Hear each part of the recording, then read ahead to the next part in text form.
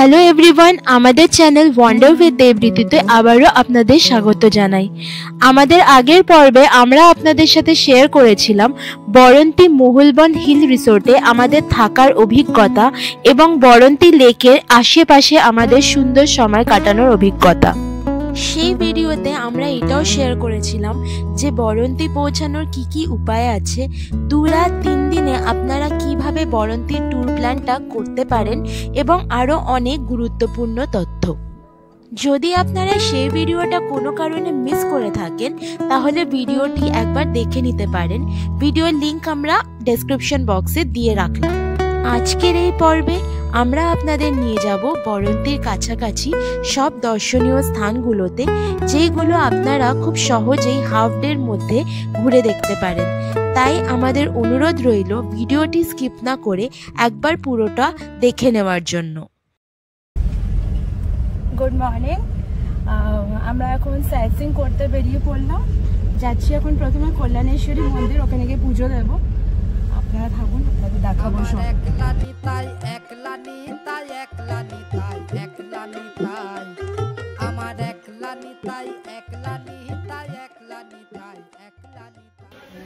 পৌঁছে গেছি আমরা এখন কল্যাণেশ্বরী মন্দির।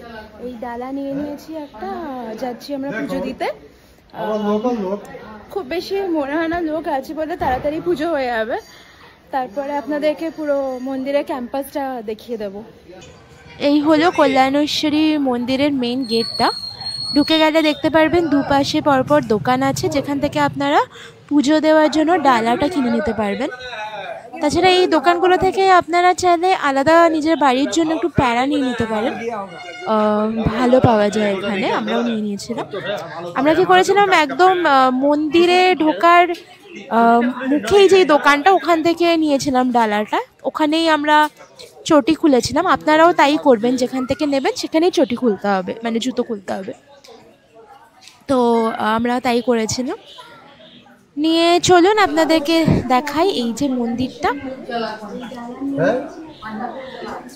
এই হলো মন্দির। আমরা আগে গিয়ে না, এখন খালি আছে, পুজোটা চট করে দিয়ে নিই, তারপরে আপনাদের সাথে আবার কথা হবে, আপনাদেরকে মন্দিরটা ঘোরাবো ভালো করে। কল্যাণেশ্বরী মন্দির পশ্চিমবঙ্গের আসানসোলের কাছাকাছি অবস্থিত একটি প্রাচীন মন্দির, যা মা কালীকে উৎসর্গ করা হয়েছে। এই মন্দিরটি দামোদর নদীর তীরে বরাকর শহরের সন্নিকটে অবস্থিত। এটি প্রায় 500 বছরের পুরনো এবং বহু ভক্ত এখানে মা কালীকে দর্শন করতে আসেন। মন্দিরটি মূলত সন্তানহীন মহিলাদের মধ্যে খুব জনপ্রিয়, কারণ তাদের বিশ্বাস এখানে মা কালীকে পুজো করলে সন্তান লাভের আশীর্বাদ মেলে। মন্দিরের আশেপাশের প্রাকৃতিক সৌন্দর্য আর নদীর তীরে অবস্থিত হওয়ায় এটি পর্যটকদের কাছেও আকর্ষণীয় হয়ে উঠেছে। বিশেষ করে নবরাত্রি এবং কালী পুজোর সময় এখানে প্রচুর ভক্ত সমাগম হয়। মন্দির প্রাঙ্গণে সে সময় বিশেষ পূজা ও আচার অনুষ্ঠান হয়, যা এক আধ্যাত্মিক পরিবেশ সৃষ্টি করে। মন্দিরে পুজো দিয়ে এখন চলে এসেছি আমরা পেছনের দিকটা।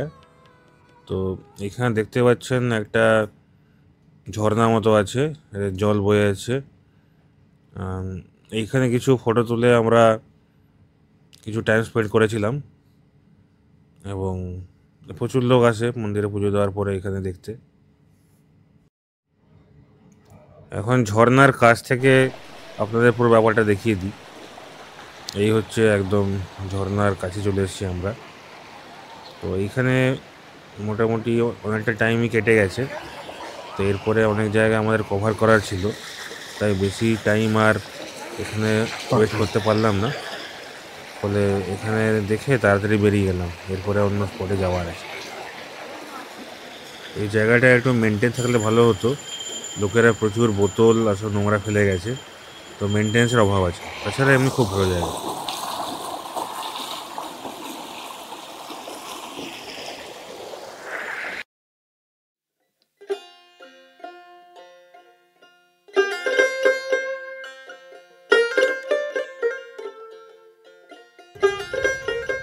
পৌঁছে গেছি আমরা এখন মাইথন ড্যামে। আপনাদেরকে সমস্তটা দেখাচ্ছি। কেমন লাগছে মাইথন ড্যামে এসে তোমার? খুবই ভালো, আমি তো অনেকবারই এসেছি এখানে। অনেকবার এসেছে। ওর আসলে বাড়ি এদিকেই ছিল, চিত্তরঞ্জন রেল কলোনিতে ওর বাড়ি ছিল, তাই ওর অনেকবার আসা হয়েছে। আমারও 3-4 বার আসা হয়ে গেছে অলরেডি এখানে। তো খুব ভালো লাগে এখানে আসলে। তবে আজকে ওয়েদারটা খুবই খারাপ, মানে খুব গরম, প্রচণ্ড রোদ আজকে। তো কমফোর্টেবল লাগছে না, বেশিক্ষণ দাঁড়াবো না। আমি এরপরে মানে পঞ্চায়েতে যাব। আপনাদের তাও সব জায়গাটা পুরো ভালো করে দেখিয়ে দিচ্ছি, আপনারা দেখুন। মাইথন বাঁধ পশ্চিমবঙ্গের আসানসোল এবং ঝাড়খণ্ডের ধানবাদ জেলার সীমানায় অবস্থিত একটি বিখ্যাত বাঁধ। এটি দামোদর ভ্যালি কর্পোরেশনের অন্যতম প্রধান প্রকল্প এবং দামোদর নদীর উপর নির্মিত। মাইথন বাঁধ মূলত বন্যা নিয়ন্ত্রণ এবং জলবিদ্যুৎ উৎপাদনের জন্য নির্মিত হয়েছে। এর উচ্চতা প্রায় 165 ফুট এবং লম্বায় 15,712 ফুট। বাঁধটি পর্যটকদের জন্য অত্যন্ত জনপ্রিয় একটি গন্তব্যস্থল। এখানে একটি জলবিদ্যুৎ প্রকল্প রয়েছে যা প্রায় 60,000 কিলোওয়াট বিদ্যুৎ উৎপাদন করে। বাঁধের সন্নিকটে সুন্দর প্রাকৃতিক দৃশ্য এবং বিশাল জলাশয়ে দর্শকদের মনোরম অভিজ্ঞতা দেয়। এখানে নৌকা ভ্রমণের সুযোগও রয়েছে, যা পর্যটকদের কাছে বিশেষ আকর্ষণীয়। বছরের যে কোনো সময় পর্যটকরা মাইথন বাঁধ পরিদর্শনে আসেন, তবে শীতকালে এখানে ভিড় বেশি দেখা যায়। বাঁধের পাশে অবস্থিত দ্বীপের সৌন্দর্য, পিকনিক স্পট এবং আশেপাশের সবুজ বনাঞ্চল সব মিলিয়ে মাইথন বাঁধকে একটি জনপ্রিয় পর্যটন কেন্দ্র করে তুলেছে।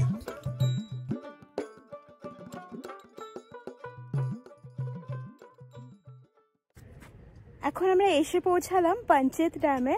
আপনাদের দেখাচ্ছি। পঞ্চায়েত ড্যাম থেকে মাইথন ড্যামের ভিউ অনেক বেটার। পঞ্চায়েত ড্যাম খারাপ না, কিন্তু যদি আপনারা কম্পেয়ার করেন তাহলে মাইথন ড্যাম আমার বেটার লাগে আর কি। আপনাদেরও তাই লাগবে। এমনিতে ড্যাম যদি বলেন তাহলে পঞ্চায়েত ড্যাম বেশি বড় আর কি, মাইথন থেকে অনেকটাই বড়। তো আপনাদেরকে দেখাচ্ছি দাঁড়া। পঞ্চায়েত বাঁধ দামোদর নদীর উপর ঝাড়খণ্ডের ধানবাদ জেলায় অবস্থিত এবং এটি দামোদর ভ্যালি কর্পোরেশনের একটি উল্লেখযোগ্য প্রকল্প। বাঁধটি 1959 সালে নির্মিত হয়েছিল এবং এর উদ্দেশ্য ছিল বন্যা নিয়ন্ত্রণ, সেচ ব্যবস্থা উন্নত করা এবং জলবিদ্যুৎ উৎপাদন। বাঁধটি প্রায় 135 ফুট উঁচু এবং 22,500 ফুট লম্বা। এই বাঁধটি পর্যটকদের জন্য একটি আকর্ষণীয় স্থান। এটি জলাশয় এবং চারপাশের প্রাকৃতিক সৌন্দর্যের জন্য জনপ্রিয়। শীতের সময় এখানে অনেক পর্যটক ভিড় জমান, বিশেষ করে পিকনিক এবং নৌকা ভ্রমণের জন্য। বাঁধের চারপাশের সবুজ বনাঞ্চল এবং দামোদর নদীর দৃশ্য পর্যটকদের মনকে প্রশান্তি দেয়। পৌঁছে গেছি আমরা এখন জয়চণ্ডী পাহাড়ে। এখন উপরে যাচ্ছি, 15 মিনিট মতন লাগবে। অনেকগুলো সিঁড়ি আছে, সিঁড়ি দেখাচ্ছি, দেখুন আপনারা উঠতে পারবেন কিনা। উঠতে পারবেন, সিঁড়ি খুব ছোট, কিন্তু সত্যি খুব টায়ার্ড লাগছে আজকে। এত রোদ না, পুরো ডিহাইড্রেটেড হয়ে গেছি। তো দেখি, চেষ্টা করছি পুরোটা ওঠানোর আর আপনাদের উপর থেকে ভিউ দেখানোর। এই যে সামনে দেখতে পাচ্ছেন গেটটা, ওখান থেকে সিঁড়িগুলো শুরু হবে। আর যেখানে পার্কিং এরিয়া, ওখানে কিছু খাওয়ার দোকান আছে, লাঞ্চ ফাঞ্চও পেয়ে যাবেন মনে হয় ওখানে। আমরা দেখিনি। এখন চলুন ওঠা যাক। এখন ওঠার সময় সিঁড়িগুলো মানে একদমই ছোট ছোট সিঁড়ি। যদি এরমই সিঁড়ি পুরোটা হয় তাহলে কোনো অসুবিধা হবে না কারোরই। একদম ছোট্ট ছোট্ট সিঁড়ি এগুলো। চলুন দেখি। আমাদের ড্রাইভার দাদা বললেন 20 মিনিট মতন লাগবে ওঠার সময়, আর নামার সময় 10 মিনিট লাগবে। এই দেখুন, ওঠার সময় এইরকম দোকান আছে। আমি আগেও শুনেছি এরকম 1-2টো দোকান আছে। লেবুর শরবত গরবত ওখানে পেয়ে যাবেন। তবে এখনই খাওয়ার কোনো প্রয়োজন পড়বে না, এখন জাস্ট স্টার্টই তো করলাম। এখন অবধি অল গুড। এই হলো সিঁড়ি। এরম সিঁড়ি হলে তো বয়স্কদেরও খুব প্রবলেম হবে না, তবে হাইট থেকে বেশি হলে একটু প্রবলেম। এই জায়গাটা মনে হচ্ছে একটু মানে উঁচু উঁচু সিঁড়ি আছে, একটু খাড়া টাইপ। এখান থেকে একটু কষ্টকর দেখি ওঠা শুরু হলো। একটু মানে একটু বড় বড় সিঁড়ি আর একটু খাড়া খাড়া আর কি। দেখি কতটা কি করতে পারি। আর এমনিতেই আমরা অ্যাকচুয়ালি খুবই টায়ার্ডও হয়ে আছি, অলরেডি আমরা খুব টায়ার্ড হয়ে আছি, তাই জন্য হয়তো আমাদের বেশি কষ্ট লাগছে। চলুন দেখি কতটা কি করা যায়। আর দেখুন চারিদিকে লোকেরা নোংরা ফেলে দিয়ে গেছে, কেন যেরকম করে আমি বুঝি না, সব জায়গা নোংরা করা।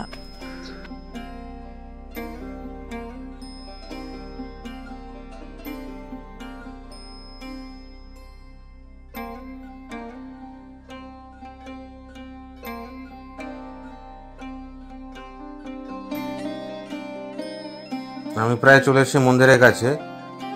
ওই যে দেখুন মন্দিরটা দেখা যাচ্ছে, আর কিছুক্ষণ কয়েকটা সিঁড়ি গেলেই মন্দিরটা দেখা যাবে। তো প্রায় টপে চলে এসেছি। তো পুরো টপে গিয়ে আপনাদের পুরো দেখাবো ভিউটা। ও এখনও আসেনি, মাঝখানে বসে পড়েছে, দেখি আসবে কিনা জানি না। তো আমি একাই উঠে যাচ্ছি। চলে এসছে এখন জয়চণ্ডী পাহাড় একদম টপে। আমার পিছনেই দেখতে পাচ্ছেন মন্দিরটা। মোটামুটি 500 মতো সিঁড়ি আছে, তো উঠতে খুব বেশি কষ্ট হবে না। একটু রেস্ট নিয়ে নিয়ে উঠবেন, অসুবিধা নেই। এই 15 মিনিট মতো লাগবে উঠতে। আশেপাশের ভিউটা একটু দেখিয়ে দিই।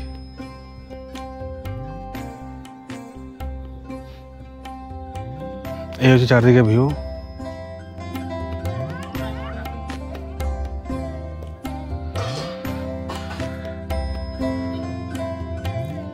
জয়চণ্ডী পাহাড় পশ্চিমবঙ্গের পুরুলিয়া জেলায় অবস্থিত একটি মনোরম পর্যটন কেন্দ্র, যা তার প্রাকৃতিক সৌন্দর্য এবং ট্রেকিংয়ের জন্য বিখ্যাত।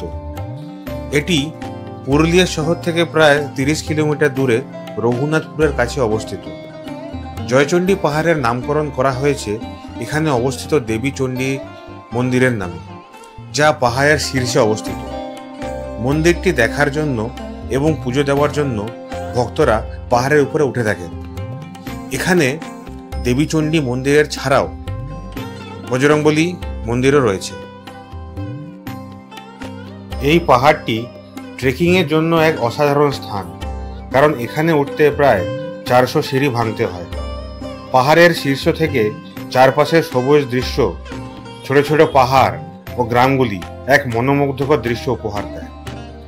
জয়চণ্ডী পাহাড় চলচ্চিত্র প্রেমীদের কাছেও বিশেষভাবে গুরুত্বপূর্ণ, কারণ সত্যজিৎ রায়ের বাংলা সিনেমা হীরক রাজার দেশ এই শুটিং এখানে হয়েছিল। প্রতি বছর শীতকালে পর্যটকদের সংখ্যা এখানে বাড়ে এবং স্থানীয়দের জন্য একটি জনপ্রিয় পিকনিক স্পট হিসেবে বিবেচিত হয়।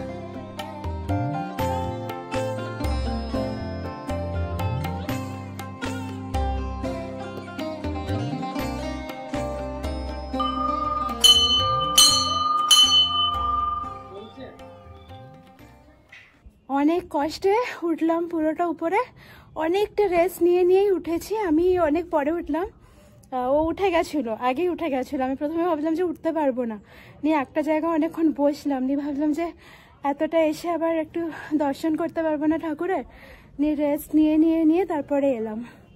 আপনারাও তাই করবেন, অনেক রেস্ট নেওয়ার জায়গা আছে, ছোটো ছোটো দোকান আছে, ওখানে লেবুর শরবত এসব খেতে পারবেন।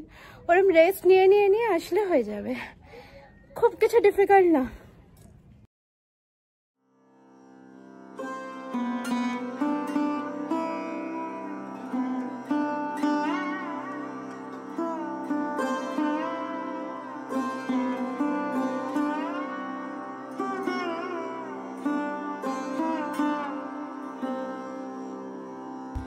পৌঁছে গেছি ফাইনাল ডেস্টিনেশন গড়পঞ্চকোট। আপনাদেরকে দেখাচ্ছি, এখন অলমোস্ট 3:30 বেজে গেছে। আমাদের আবার রিসোর্টে ফিরে আজকে লাঞ্চ করার ব্যাপার আছে, 4টে বেজে যাবে, তাই আমরা একটু তাড়াহুড়োই করছি। আপনাদেরকে দেখাচ্ছি সমস্তটা।